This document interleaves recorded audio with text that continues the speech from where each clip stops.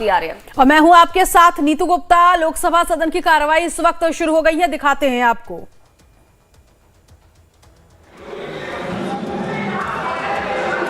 Honorable members, pleased to extend birthday greetings to honorable members of Parliament, Shri Prem Chand Gupta.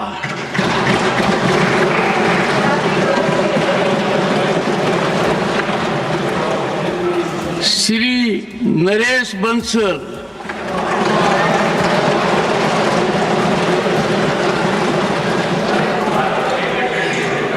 Shri Prem Chand Gupta is currently in his 5th term in Rajya Sabha since April 2000. दोबारा बुला लीजिए नाम। श्री जी Lakshmi Narayan,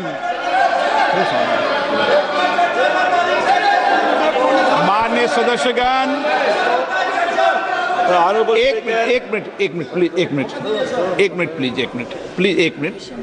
minute माननीय सदस्यगण, महामहिम राष्ट्रपति जी ने कुंभ के बारे में भी चर्चा की है, इसलिए आप जब महामहिम राष्ट्रपति जी के अभिभाषण के अंदर जब अपने विषय को रखें तो वो विषय भी आप रख सकते हैं।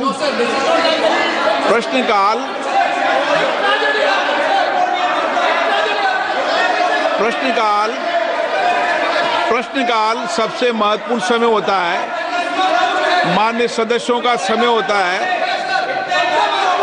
और बहुत प्रयास करने के बाद माननीय सदस्यों का प्रश्न आता है, सरकार की जवाबदेही भी तय होती है। इस महत्वपूर्ण विषय पर कई बार चर्चा हो चुकी है और मैं आपसे कई बार आग्रह कर चुका हूं, माननीय सदस्यगण, कम से कम एक व्यवस्था बना लें, एक व्यवस्था बना लें कि प्रश्नकाल के अंदर कभी भी विषय को नहीं उठाने दिया जाएगा। जब मैं आपका स्थगन को अलाउ नहीं करूं तब विषय उठाया करो। कभी हम संसद की व्यवस्थाओं को तो बनाएं ना।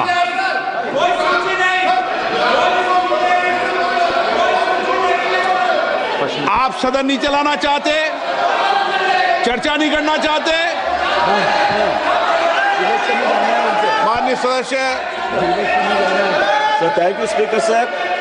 Question number 1, which was my supplementary का, while the National Culture Fund has successfully facilitated the restoration of numerous historic monuments across the country, I would like to bring attention to Gupti Fort, located in my constituency of Anantapur, sir. This majestic fort, the largest in the state, has witnessed the rise and fall of empires from the Chalukyas to the Vijayanagar Empire, the Mughals and the Marathas, sir, and even the British. Strategically located near NS 44, NS 67 and the Gupti railway station junction, sir. It holds immense potential to become a key tourism hub. However, the fort is currently in a state of neglect. A proposal of 60 crore for its restoration has already been submitted under the NCF ethics remaining pending, sir. I would like to ask the Honorable Minister if the government will take up this project at the earliest and expedite its approval to ensure the timely restoration of the Gupti Fort, sir. Thank you, sir. माननीय मंत्री जी। माननीय अध्यक्ष महोदय, under the provisions of National Culture Fund, the financial arrangements are being done by the donations what we receive or the money what we receive as a contribution from the companies and PSUs through CSR. So primarily and predominantly, the funding agency, they take a call and give us the priority. We have already enlisted 150 projects on the. तो ये बड़ी खबर इस वक्त की आपके TV screen पर है। ये दोनों ही सदनों की तस्वीरें भी लगातार आपको दिखा रहे थे, लेकिन इस बीच देखिए लोकसभा की कार्रवाई शुरू होते ही यहां पर हंगामा देखने को मिल रहा है। तस्वीरें लगातार आपको दिखा रहे थे महाकुंभ के मुद्दे को लेकर। आपको बता दें कि हंगामा शुरू हो गया, ये तस्वीरें लगातार आपको दिखा रहे हैं।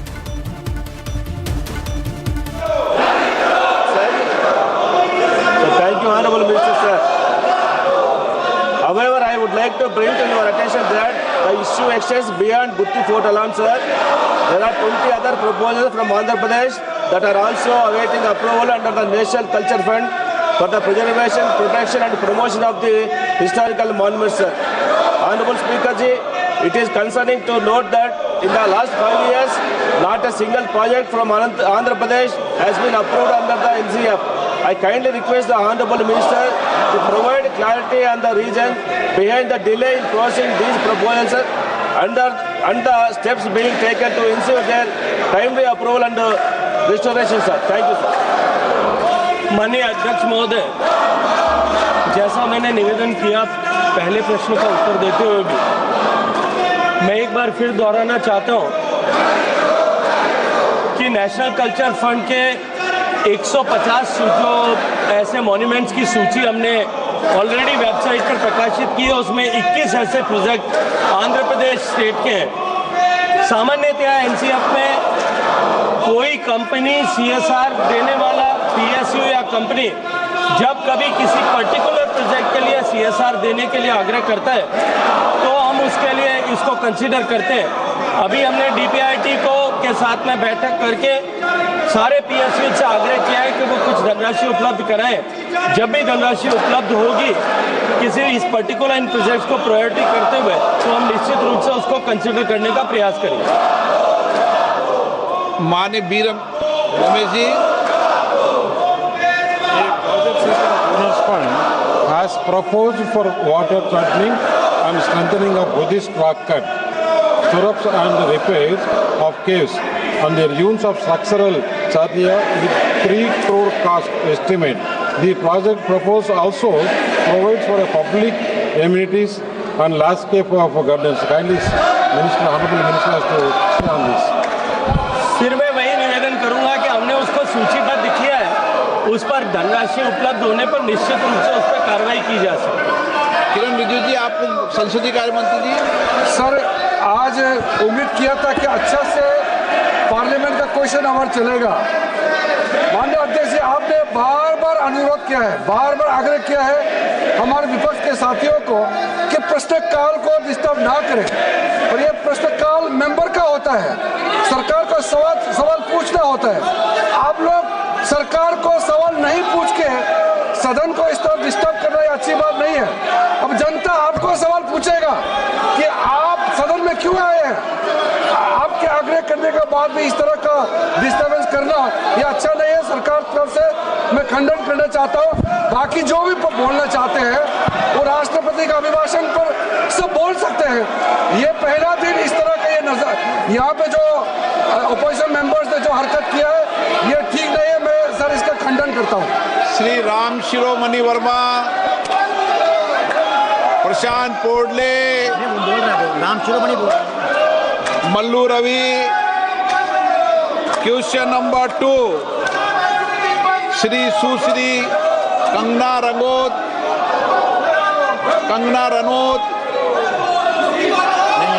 सुरेश कुमार कश्यप। अध्यक्ष महोदय, प्रश्न संख्या 2।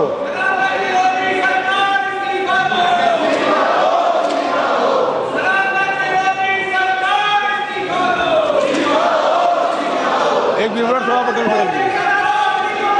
अध्यक्ष महोदय, मैं माननीय मंत्री जी का धन्यवाद करना चाहूँगा जिन्होंने बड़ा विस्तृत उत्तर इस प्रश्न का दिया है।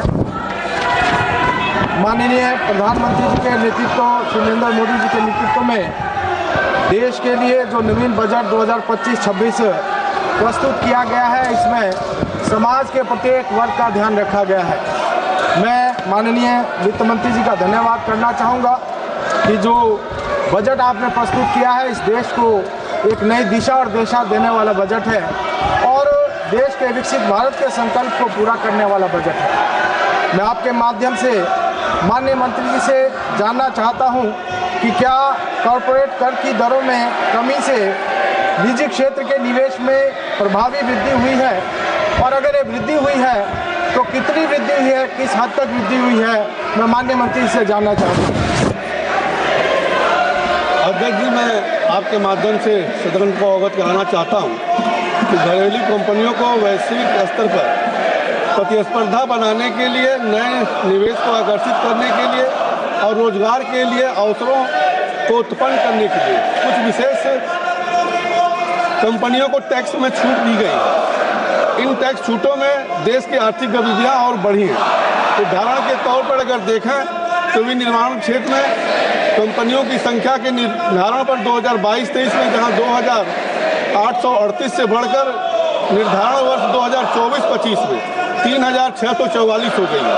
साथ में स्टार्टअप की संख्या में भी लगातार बढ़ोतरी हो रही है और टैक्स पेयर की संख्या भी लगातार बढ़ रही है और टैक्स कलेक्शन भी लगातार बढ़ रहा है। इन्हीं सब का परिणाम है कि 2014-15 में हमारी अर्थव्यवस्था 10वें स्थान पर थी, अब वो विश्व की 5वीं सबसे बड़ी अर्थव्यवस्था बनकर के उभरी है।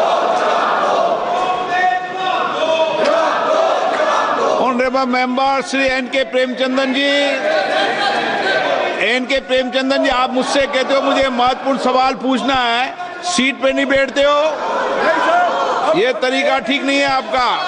प्लीज श्री कीर्ति आजाद जी।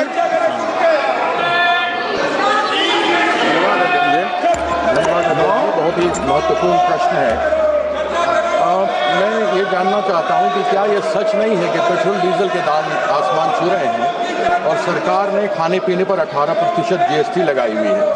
यदि सरकार पेट्रोल डीजल के दाम कर दे, जो 2014 से पहले आधे करने की बात थी, और खाने पीने से GST हटा दे, तो क्या लोगों को इस जो महंगाई की भारी मार है उससे राहत नहीं मिलेगी? क्या मंत्री जी ये बताने का प्रयास करेंगे?